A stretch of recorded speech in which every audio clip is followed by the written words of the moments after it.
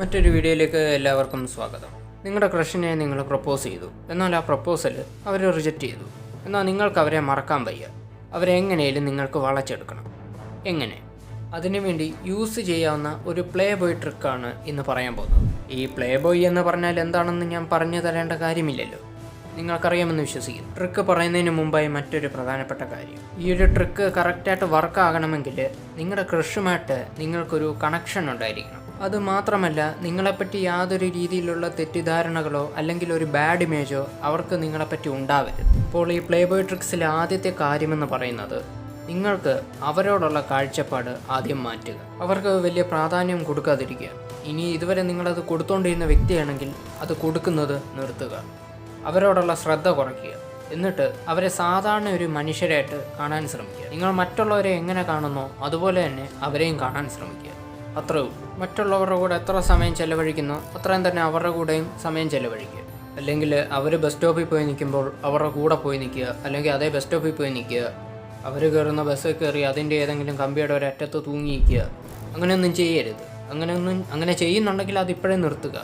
ആദ്യമൊക്കെ അവർക്ക് ഇത് കുറച്ച് അട്രാക്റ്റീവായിട്ടൊക്കെ തോന്നും, പക്ഷെ പിന്നീട് ഇതൊരു ഇറിറ്റേഷനായിട്ട് മാറും. അപ്പോൾ അവരോടുള്ള പ്രാധാന്യം കുറയ്ക്കുക. നേരത്തെ കൊടുത്തുകൊണ്ടിരുന്നതിനേക്കാളും കൂടുതലും കുറയ്ക്കുക.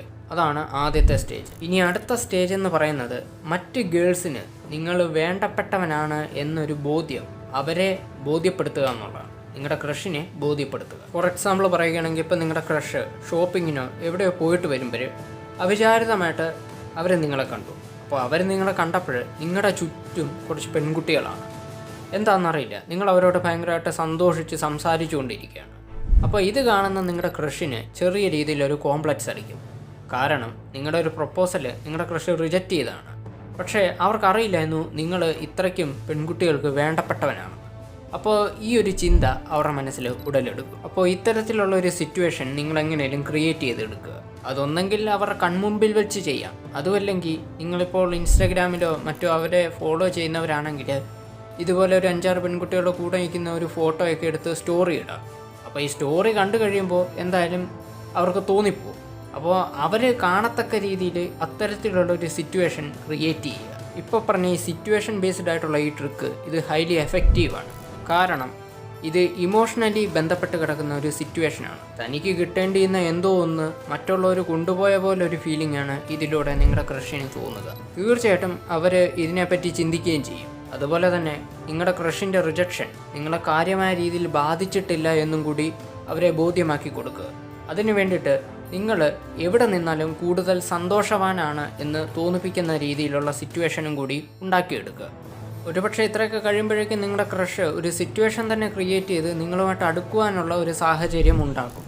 ഈ സമയത്ത് ഒരിക്കലും നിങ്ങൾ ജാട കാണിച്ച് നിൽക്കരുത്. നിങ്ങൾ തീർച്ചയായിട്ടും അവരുമായിട്ട് സംസാരിക്കുക. നല്ലൊരു കമ്മ്യൂണിക്കേഷൻ ബോണ്ടിങ് വീണ്ടും ഉണ്ടാക്കിയെടുക്കുക. ഒരുപക്ഷെ അവരൊരു റിലേഷൻഷിപ്പ് സ്റ്റാർട്ട് ചെയ്യുന്നതിനെ പറ്റിയൊക്കെ നിങ്ങളുമായിട്ട് ചർച്ച നടത്തിയാൽ നിങ്ങൾ എടുത്തിയാടി അതങ്ങ് സമ്മതിക്കരുത്. ഈ സമയത്ത് നിങ്ങൾക്ക് വേണമെങ്കിൽ അവരെ ചെറുതായിട്ടൊന്ന് അവോയ്ഡ് ചെയ്യാം.